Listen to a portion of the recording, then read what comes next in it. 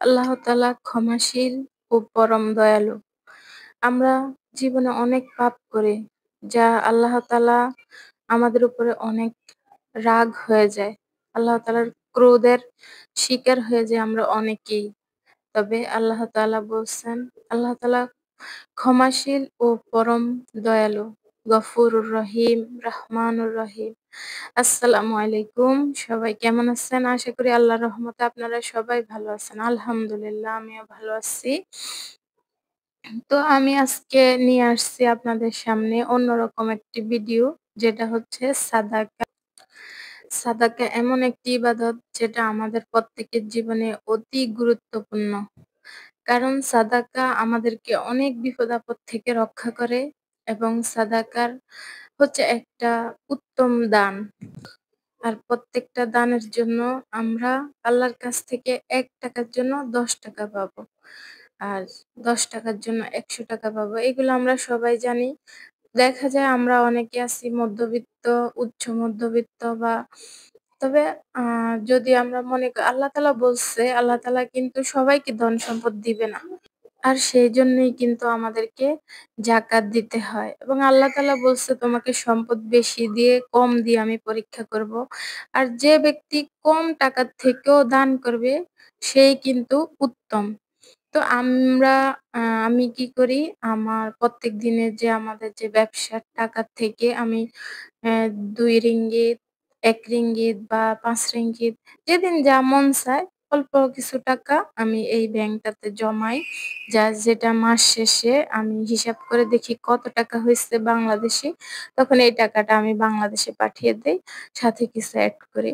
তা আমি এই টাকাটা আ বাংলাদেশে পাঠিয়েছি। এই মাদ্রাসাটাতে দিয়েছি। এখানে অনেক এতিম বাচ্চারা আছে। মাদ্রাসাটা অনেক সুন্দর। তো সেইজন্য অনেক এতিম বাচ্চাদেরকে উনারা ফ্রি পড়ায় এখানে। তো আমি সেই বাচ্চাগুলোর উদ্দেশ্যেই কিন্তু এই মাদ্রাসায় টাকাগুলো দান করেছি। শুধু এটা না, আমরা আরো কিছু এড করেছি। তো আমি এটা দেখানোর জন্য কিন্তু আজকে দেইনি। এটা আসলে উৎসাহ দেওয়ার জন্য, যে আমরা যদি মনে করি আমাদের তো খুব বেশি টাকা-পয়সা নাই, সামান্য টাকা কি আর দান করব। না, এইভাবে না ভেবে আমরা যদি ভাবি যে আমি যদি ৳১০ সঞ্চয় করি, তার থেকে আমি ৳২ সাদাকার জন্য রেখে দেই না। কারণ সাদাকাত আমরা যেটা খাবো, পড়বো এটা তো দুনিয়াতেই শেষ হয়ে যাবে। আর যেটা আল্লাহর রাস্তায় দান করব, আমার দ্বারা কে উপকৃত হবে সেটাই আমার জন্য থেকে যাবে। তো আমি যদি মনে করি আমার সঞ্চয়ের টাকা থেকে ৳১ আজকে আমি সাদাকার জন্য রাখি, কালকে ৳২ রাখি। আমি ২-৩ মাস পরে দেখব কিন্তু ৳২00-৩০০ হয়ে গেছে।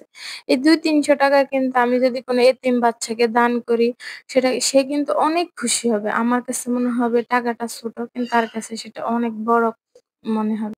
তো আমরা সবাই যদি যে যার জায়গা থেকে যে যতটুকু সম্ভব এইসব সেবামূলক কাজে, সমাজ সেবামূলক কাজে এগিয়ে আসি, তাহলে কিন্তু আমাদের সমাজে বৈষম্য বা আমাদের সমাজে কেউ অসহায় থাকবে না। আমাদের যার যতটুকু সামর্থ্য আছে, আমরা সবাই এগিয়ে আসি এইসব কাজে এবং অন্যকে এগিয়ে আসতে উৎসাহ যোগাই। এই কাজগুলা কিন্তু আমাদের উপরে, যাদের টাকা-পয়সা আছে তাদের উপরে কিন্তু ফরজ করা। হয়তো অনেকে করে। তো আল্লাহ তাআলা যেন সবাইকে সঠিক বুঝ দান করে এবং সবাই যেন সমাজের ভালো কাজে এগিয়ে আসতে পারে। তা আমি কিন্তু বলছিলাম যে আমাকে একটু মানে যে বাচ্চারা ক্লাসে পড়ে বা খেতেছে ওইরকম একটা ভিডিও করে দিতে। তো হুজুর যে আমি আরেকজনের মাধ্যমে টাকাটা পাঠাইছি, উনি মনে হয় বুঝে নাই। তো উনি উনাদের ফটোগুলাকে এভাবে ভিডিও করে দিচ্ছে। যাক, যেভাবে দিচ্ছে উনাকে অনেক, অনেক ধন্যবাদ। মাদ্রাসাটা, মসজিদটা কিন্তু অনেক সুন্দর। উনারা অনেক বাচ্চাদেরকে ফ্রি এখানে পড়ায়। অনেক দূর থেকে বাচ্চারা আসে এখানে পড়তে। তো আমার মাদ্রাসাটা দেখে অনেক ভালো লাগছে। মাদ্রাসাটা আমাদের এলাকায় না, আমাদের এলাকা থেকে একটু দূরে এবং আমাদের পাশেই। তো যাক, আপনারাও বাচ্চাগুলোর জন্য দোয়া করবেন। সবাই এই সমস্ত সমাজ সেবামূলক কাজে এগিয়ে যাবেন। সবাই সবাইকে সাহায্য করলে কিন্তু আমরা কেউই আর অসহায় থাকবো না। বা আমাদের সমাজে কিন্তু শিক্ষাটা খুব ভালোভাবে ছড়িয়ে যাবে। ভালো শিক্ষা। আর এইগুলাই আমাদের দুনিয়া ও আখিরাতের সম্বল। দুনিয়াতে তো আমরা বেঁচে থাকবো না, আমাদের চলে যেতেই হবে। তো আমরা যেন এই সম্বলগুলো নিয়ে যেতে পারি, সেটাই আমাদের সবার কামনা হোক, আমাদের সবার বাসনা হোক। তো আজ এই পর্যন্তই। আপনারা সবাই ভালো থাকবেন, দোয়া করবেন। যারা নতুন আসবেন অবশ্যই ভিডিওটা ফুল ওয়াচ করে তারপরে সাবস্ক্রাইব করবেন। সবাই মনে করে একটা লাইক দিয়ে দিবেন। আর যারা আমাকে সাপোর্ট করবেন, আমিও আপনাদের পাশে চলে যাব ইনশাআল্লাহ আপনাদেরকে সাপোর্ট করতে। তো আজ এই পর্যন্তই। ভালো থাকবেন। আসসালামু আলাইকুম ওয়া রাহমাতুল্লাহি ওয়া বারাকাতুহু।